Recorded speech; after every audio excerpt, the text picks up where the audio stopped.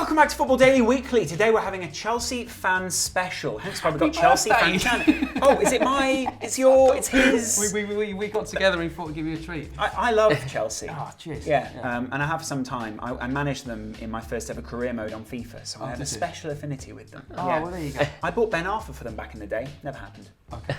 Anyway, it's lovely to have you, Rory. Chelsea Fans Channel. Oh, thank you. Is it Chelsea Fan Channel? Chelsea Fans Channel, plural. Yeah. It's owned by the Chelsea owned fans. by, well, it's for the fans and it's by the fans. By the fans, for there the you fans, go, yeah. It's lovely to have you here. Thanks a lot for coming on. Pleasure.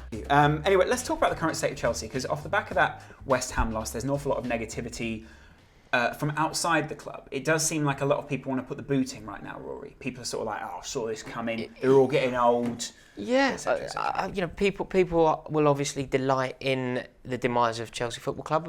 Why and though? Mourinho, Do you think? But I don't. I don't know how many other people do. I think a lot of people like to see like an underdog to win. They like a champion to fall down. Yeah, we're still the current champions of England, and it's obviously it's obviously nice when people see us Seems see a us very fall. long time ago. Though, I know. The clocks went back the other day, didn't we? Tried to put them back to May. Do you think that's it though? That the current champions of England should play like the current champions of England, and there's something very confusing and almost at odds that they aren't playing anything like champions. Yeah, it's not that surprising to a lot of Chelsea fans. After the pre-season that we had, the shambles that we had on the opening day of the season, this has been coming. Really? We've known this. Our pre-season was a shambles. We played Fiorentina at home just before the season started, and we lost 1-0. And we really didn't get going. It looked bad. We also went out to America, and it was a money spinner. That's not what Mourinho would want to do for a pre-season. A pre-season campaign should be, training hard. Get the players fit, not as a money spinner. And also, Chelsea botched the transfer window. We had probably the most shocking transfer window out of any club, particularly when you juxtapose that with the brilliance that Manchester City displayed on the transfer deadline day. We had a shocker. We lost Czech to Arsenal. Yeah. That really upset the apple cart. I think that that was done over Mourinho's head. Yeah, Mourinho didn't want that to happen. Jose Mourinho said you can't just send them to a direct rival. Chelsea have got Stoke, and basically if they can lose that, he can probably incubate that loss. And then if he loses to Liverpool, then you'll see I'd go one step further. I'd like to think you were right. I'd like to think that he's going to be given that time to put it right. I think the Stoke result will be insignificant. I don't think the club care either way about the Stoke result. I think that the writing could be on the wall regardless of what happens against Liverpool. Let's hear what Gianluca Vialli has to say, because we spoke to him earlier in the week. Fascinating guy, lovely guy. Yeah, really cool. And this is what he said about how Chelsea can recover. I think that to win a championship is extremely difficult, but to win it twice in a row is far more complicated, because when there's something on the table, obviously the quickest guy to get to it is the guy with was more hungry.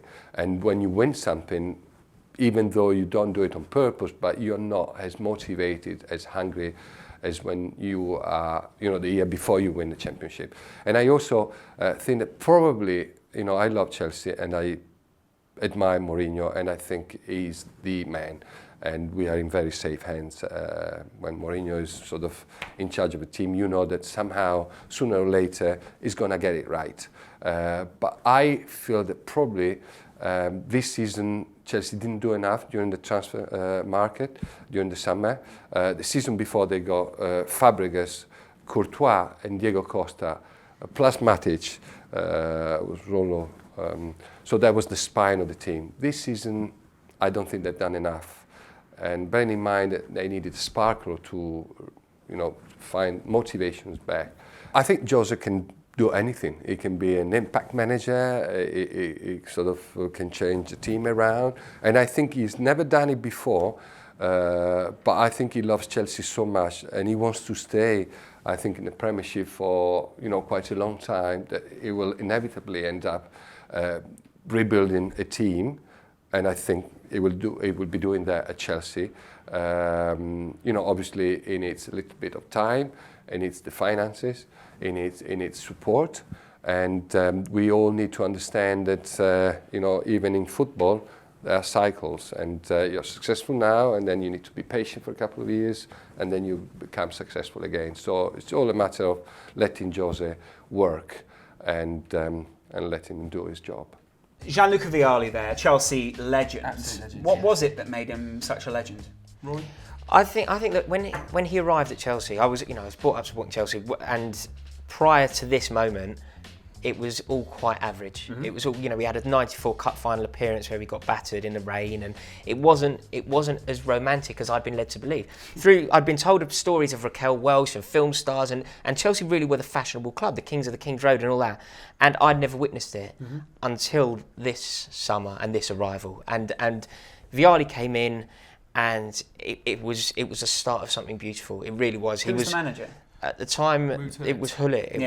He was a beautiful manager. It was, exactly. There I think were Hoddle. photos of him with tulips coming out of his. He wore a really classy suit and tulips coming out of his pockets. Yeah. I remember that picture so much as a kid it was because it's a so sexy bizarre. football. I mean, the thing is, for me, similarly, Chelsea had a very glamorous, brief, distant path in the 1970s. Towards the late 1980s and early 1990s, it was a very unstable club. What was it like at that time, Patrick? What was it? I've no idea. I'm only 22. Okay. But it was very unstable. There was a lot of changes of manager. Ian Porterfield, Bobby Campbell at the end of the late 80s. What Glenn Hoddle did, Personal friend of yours. Bobby Campbell. Yeah, I'm 46. Yeah. But what happened was they got Glenn Hoddle was still a player manager for Swindon, and Glenn Hoddle came into Chelsea having done a fantastic job at Swindon. Now what Glenn Hoddle did was essentially steady the ship. It was financially rocky, if not a bit stable.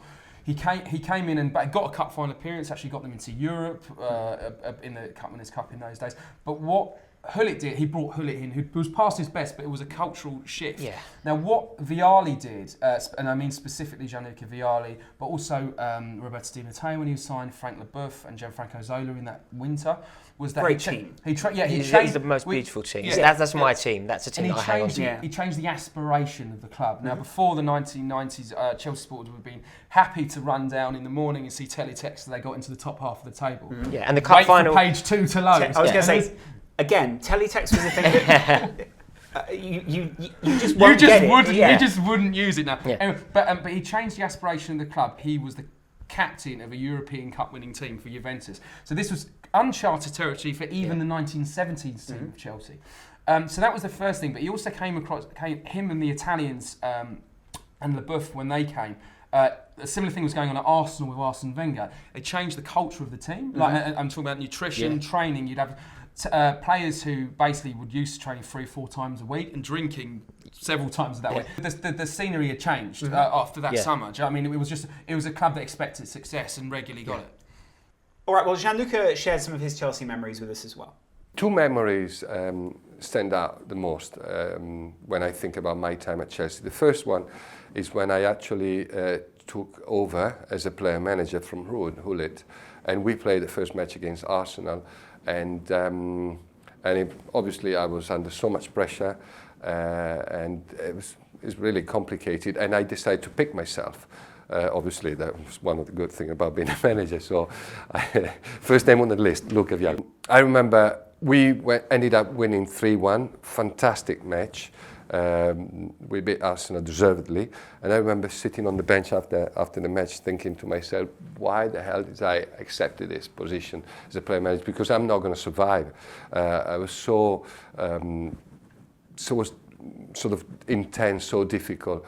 I thought I was not going to be able to do it, and then eventually I got used to it. And the second memory is when they actually sacked me, because they said to me that I had to go back to the training ground to meet Colin Hutchinson and Ken Bates, who used to be the chairman at that time, and I thought they wanted to renew my contract, which was going to run out at the end of the season. So I drove to Stamford Bridge after training. I went to see them. I sat down, and they just broke the news and told me, look, Colin Hutchinson said to me, Luca, you once told me that after 2 or 3 years, the relationship between the players and the manager sort of deteriorates. So instead of changing all the players, we have decided to change you. It's much less expensive. And I looked back at him. I was shocked, but I said, I found the courage to say to Colin, look, thank you very much. I told you like 1,000 things, and you never listened to any single one of them, and you just only remember the stuff that I told you once, and it's working now against me. So And then I left, and I remember I cried for a couple of days, and I was young, so I was shocked. It was the first time for me, and that was a tough experience, but probably made me a stronger person and a better manager. The way in which Chelsea fell into a vast amount of wealth and assembled a team, I think some of that is so there's a lot of people who think that is representative of a negative era in football. They also think it challenged people's sort of what they viewed as a level playing field. I think a lot of that's unfair. I think Chelsea actually, certainly in terms of their history, they don't have a heavyweight title-winning history like Liverpool or Manchester United, but they have a varied and interesting history right at the very, very top of the game. It's important to remember that Abramovich bought a club that were in the Champions League as well. That's what I was going to say. So whilst a lot of it challenged people's perception of what was fair, however, I think there was, and still is, a huge amount to admire about Chelsea and what they did and the way they did it as well. I think the way they won the Champions League in 2012 was mesmerising and heroic. Not everything has to be. It was in an era where basically there was one specific way to play football, and it was tiki-taka, and it was kind of like. They told us a lot of stories, Chelsea, about sort of defying the odds and all that sort of stuff, and the way they sustained success through bloody-mindedness and a team ethic. Well, then, can I put it like this, Rory? Because obviously you and I have had a lot of conversations down the years about Chelsea on different channels. Yeah. But every time you come onto a channel to represent Chelsea in inverted commas, it does seem like there's a bit of a sort of, not an attack, but there's negativity towards Chelsea. Yeah. And part of that does come from, like Patrick's already listed, the resentment of the way that happened. Yes. How do you think Chelsea fans view that? Because from the outside, I think some people view it as souring the achievement to some extent. Do you know what I mean by that? Yeah, I certainly wouldn't. I wouldn't go that far.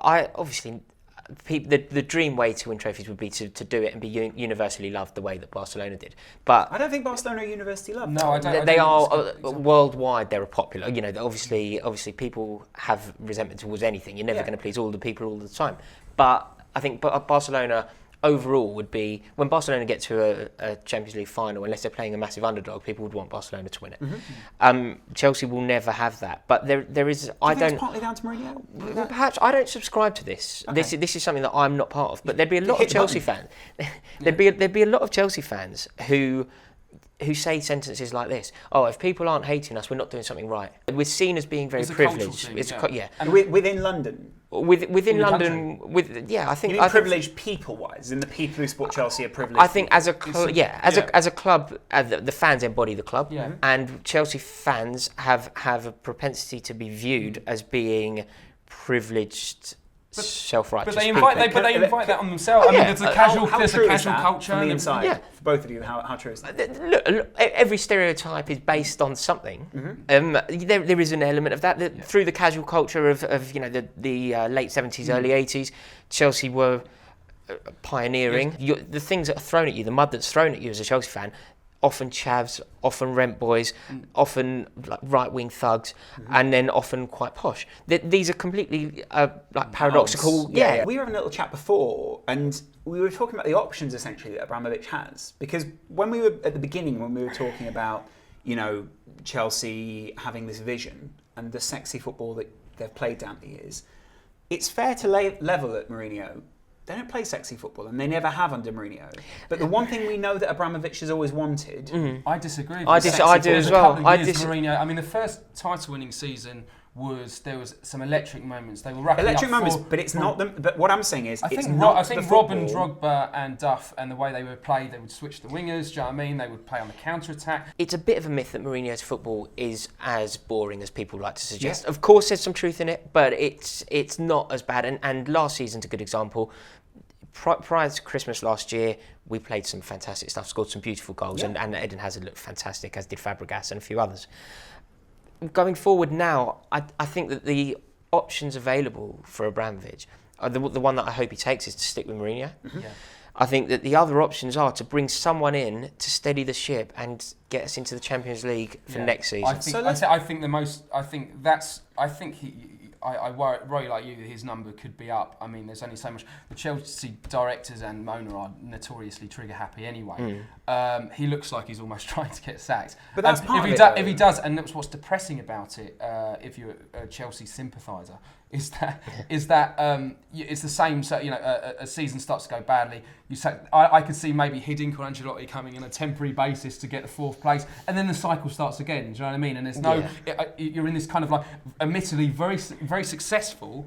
Very kind of trophy laden, but almost a kind of paralysis, because a lot of Chelsea fans have almost equally strong desire to see it have an effective academy of young Chelsea players coming through that are from Cobham and are and a basic grassroots. But then we were talking about that before, and I was saying I was on a podcast on Sunday night with a guy called Richard Farley, and he's not from England, he's from the States, but he was saying a real power play from Chelsea would be, look, let's just say to Mourinho, you have our backing. This is, call this a reset season. We understand the team are getting old. Play Loftus-Cheek as much as you want. Play Kurt Zouma as much as you want. Mm-hmm. Play anyone else that you think is young and will come through as much as you want. And say to those older guys, help me out here. Say to John Terry, leave a legacy. So the point that he's ultimately making about that would be that Chelsea can't do that because of the management of the club has led them essentially down one alley. And it's not made them a very flexible team. Chelsea have to be in the Champions League. Yeah. There is no two ways about that. That is unequivocal. That will come from the board to whoever comes in or to Mourinho.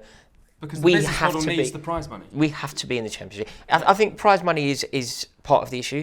I think attracting players is part of the issue. I think for the club's branding, that kind of stuff that I'm not interested in, but the club's branding, worldwide branding, we need to be a European club. But a truly powerful club and a club... I mean, you look at clubs like Juventus who dropped down in Serie A. Yeah. Look at them now. When you say truly powerful, I think that's the key when we were talking about Chelsea.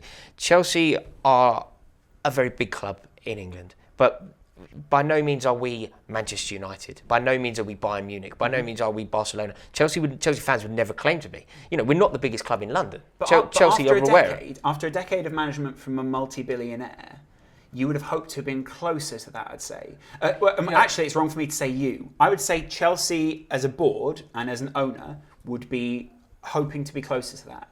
And I'm not saying Chelsea fans should therefore revolt, but what I'm saying is that you've got to say that there are some aims that Abramovich laid out when he first came in, which haven't necessarily been Chelsea is still still essentially a medium-sized club, which was catapulted into the big leagues. There was they did it by their own means in some sort of ways, but essentially there was a huge sea change when Abramovich came in, no question. What I dislike about the Chelsea model, not necessarily still, think the club's fantastic, but the model is that it needs prize money to sustain staying in the black.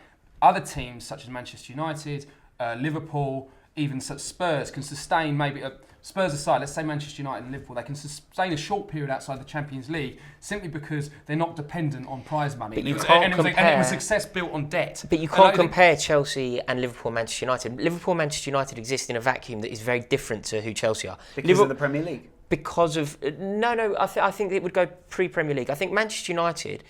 If we were to compare cities, if you were to compare, say, London with other cities, it would be an unfair comparison because London is a metropolis. Mm-hmm. You couldn't compare London and Birmingham or London and Manchester. In a similar way, you couldn't compare Manchester United with another Premier League club aside from Liverpool. Liverpool are up there. But Manchester United and Chelsea can't be compared. They're non-comparable. Manchester United are enormous. No one's comparing, but what they are saying is that when Patrick said that Manchester United dropped out of the Champions League and therefore Chelsea could consider doing that, Chelsea cannot. I didn't say that. I'm saying Chelsea can't consider that, and that's a fault in their financial model. My point was that Manchester United can sustain that because they're not so dependent on prize money, and their success wasn't built on, as strictly in terms of clubs' finances, debt. And so basically Chelsea's moved to, even since they had Peter Kenyon in, they said we had a 5-year plan, by 2011 we'll be in the black. Mm-hmm. That hasn't happened. And it's like, well, exactly. And so basically it creates a culture on the pitch where, Abramovich is pretty trigger happy, but it creates a culture where, if we're like sick for rounds, if Chelsea is sick for rounds like January or February, right, the manager's got to go, we've got to get in a short-term thing.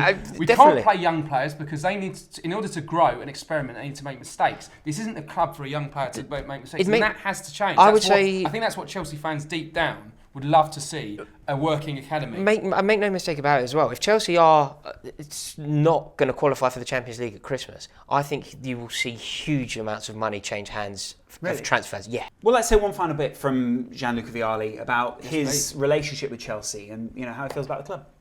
I had a fantastic relationship with the Chelsea fans, especially at the beginning when I was going through a difficult time because the manager wasn't picking me week in, week out, and I was quite sad. But they always made me feel special and wanted and loved, and therefore whenever I had the opportunity to go on the pitch, I was obviously trying my very best because I felt I owned them something, and even when I left, you know, it was very emotional because when you've got such a strong relationship, it's very difficult to leave. So whenever I go back to the bridge now, I'm always very welcome, and the fans seem to remember the time I was playing or managing with you know, a lot of fondness. Lovely stuff there, Gianluca. Thank you very much for joining us on Football Daily. It's been lovely to have you, Rory. Where can people go if they want to see very Chelsea-focused chat, but with an expensively intelligent head? Oh, really? Yeah. Come over to the Chelsea Fans channel. The link is in the description. Yeah, and it is good chat. And of course, head over to Football Daily, hit the subscribe button if you haven't already. If you're a Chelsea fan or not, let us know what you think is going on at the club at the moment, because there's a lot of theories out there. And the more theories we hear, the better. So let us know in the comments below. It's been lovely to have you guys, but we'll see you again soon for more chat like this real soon.